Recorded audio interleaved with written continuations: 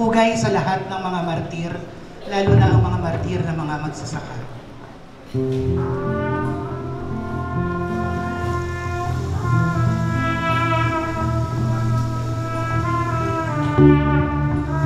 Lupa at justisya? Lupa at justisya? Hustisya para sa mga martir ng Menjola Massacre. Pagmalaki natin at ikarangal, ang ginagawa natin ay para sa interes ng mga kababayan. Makatarungan ang ating panawagan, lalo na ang panawagan ng mga magsasaka para sa pagsusulong ng tunay na reforma sa lupa. Ang laban, ang pakikibaka para sa tunay na reforma sa lupa, na ang sentral na layunin at batayang prinsipyo ay libreng pamamahagi ng lupa, ay laban ng buong mamamayang Pilipino. Kung noong araw ay ang tawag sa amin ay paraiso ang aming mga kalupaan, sa ngayon po ay impyerno. Bakit nasabi ko nga impyerno?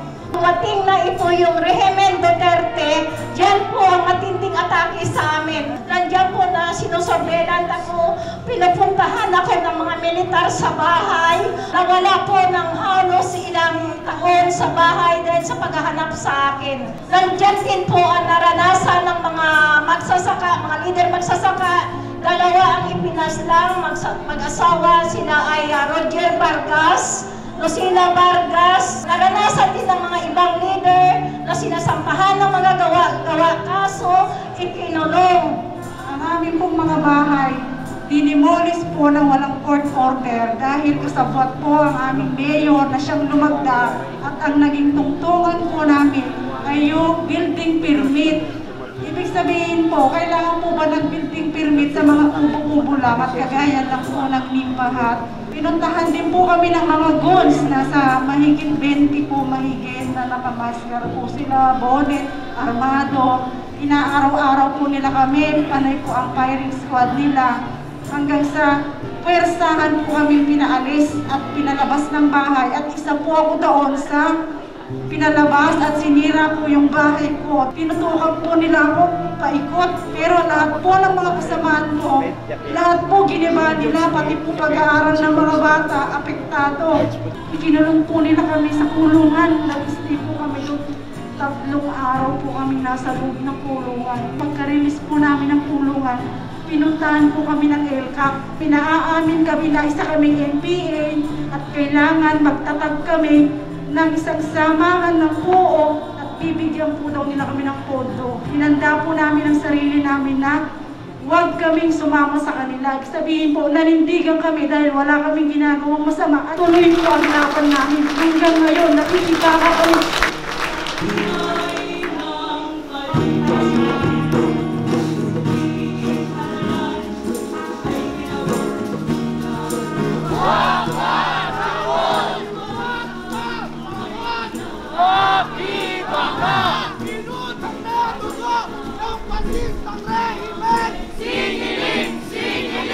Pagbayarin! Hustisya! Para sa lahat na pinaslang sa Menjola Massacre! Hustisya! Peace talks! Ituloy! Peace talks! Ituloy! Peace talks! Ituloy! Imperialismo! Ibagsak! Feudalismo! Ibagsak! Urok ka na kapitalismo! Ibagsak! Makibaka para makalit ang tunay na matagalang kakayaman!